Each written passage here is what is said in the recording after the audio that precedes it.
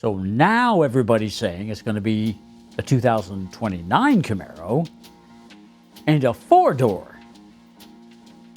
And everybody's saying the same thing. Let's talk about it.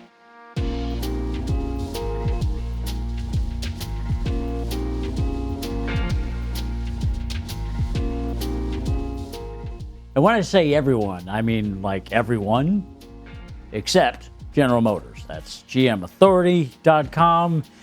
Car and Driver, everybody saying that there's this 2029 Camaro now. It's been pushed back. It's going to be a four-door. The only thing that I'm taking from this as really good news is the unified opinion on this information. Again, not confirmed or denied by General Motors, that it's not going to be an EV version. So good on somebody for that, assuming this is all legit. But wasn't but 2 weeks ago, Motor Trend reported, put out an article, said everything they knew about the 2028 Camaro. That listed 3 different engine packages, and I took from it, it implied it was going to be a two-door. So who knows?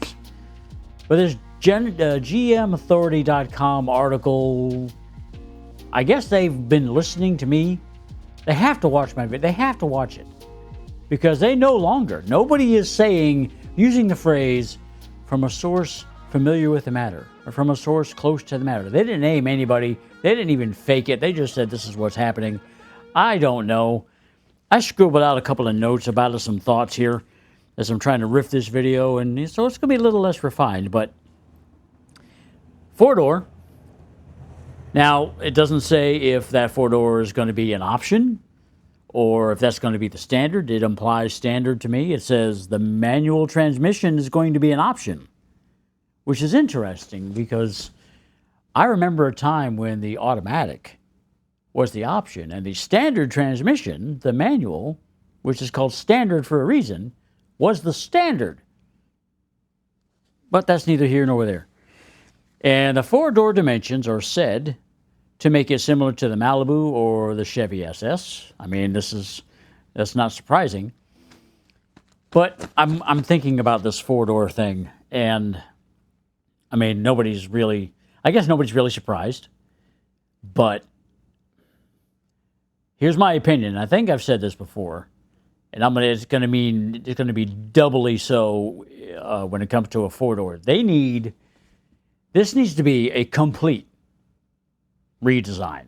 This cannot, and I don't know how they could do it and still carry over some Camaro character in the news car. But if this is going to be a four-door, this needs to be a complete redesign. If there's any carryover from the 6th gen, then the things about that car that held it back, I think mostly the interior.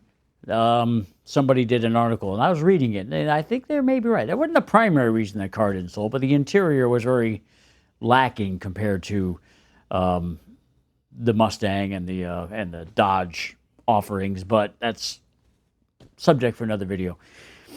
But they need a radical new design, and I mean, it can't be something.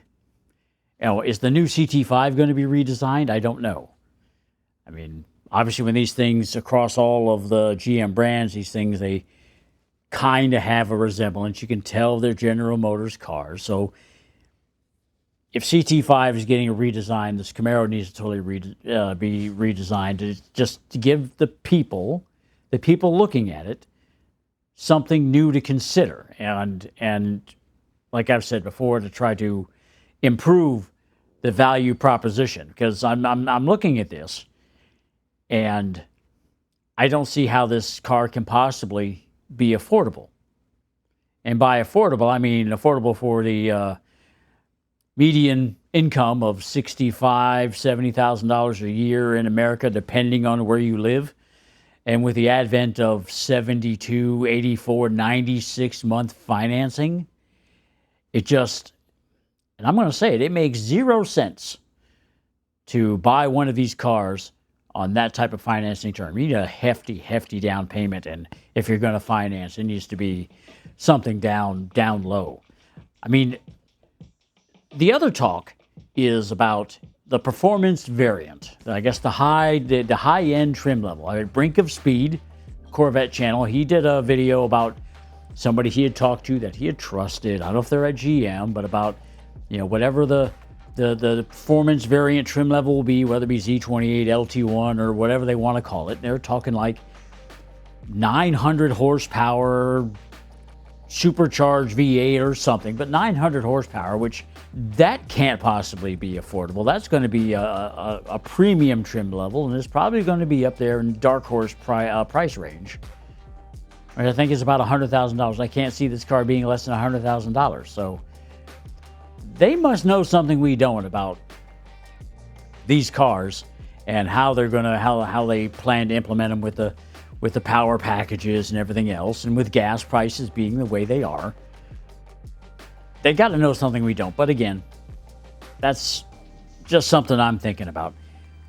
Now, so what else do I got? Yeah, there's got to be a total redesign. With this article coming out, everybody's on board. Everybody's like, oh, look at 2029 Camaro. And like on Facebook, I saw one with a new rendering that looked like it looked exactly like a damn Honda Accord. Note to future self while I'm doing the edit.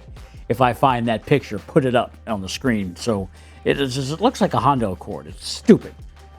What else do I got here in my notes? I just talked about the performance variant. So, back on the subject of the performance variant. Whatever it is, I don't know how solid this information is about it, but it's even got the Mopar channels talking about it, because I know they're kind of in trouble. Their Hurricane inline six, that Charger's not selling. I think they just announced a Super B, a twin turbo inline six on the same body. They're trying to compete, and their commercial, their announcement commercial was actually pretty good, but outside of that, I don't know. They're in trouble. Dodge is. And what will this Camaro do? As a four-door, you can't just stick two more doors on something like this and have it look right. It's going to have to be a total redesign.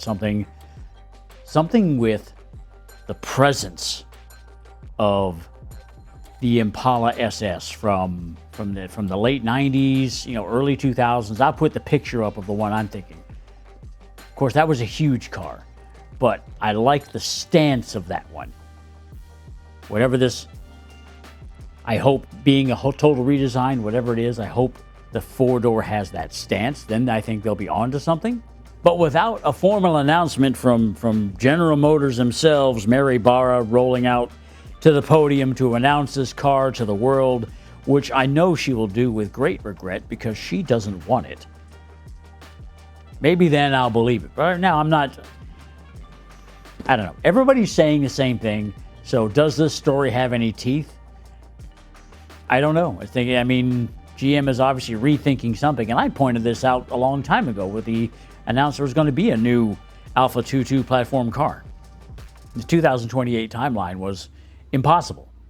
So now it makes sense. They're pushing it back to 2029. Hopefully, to get it right. I don't mind that they're pushing it back. I couldn't buy another one right now anyway.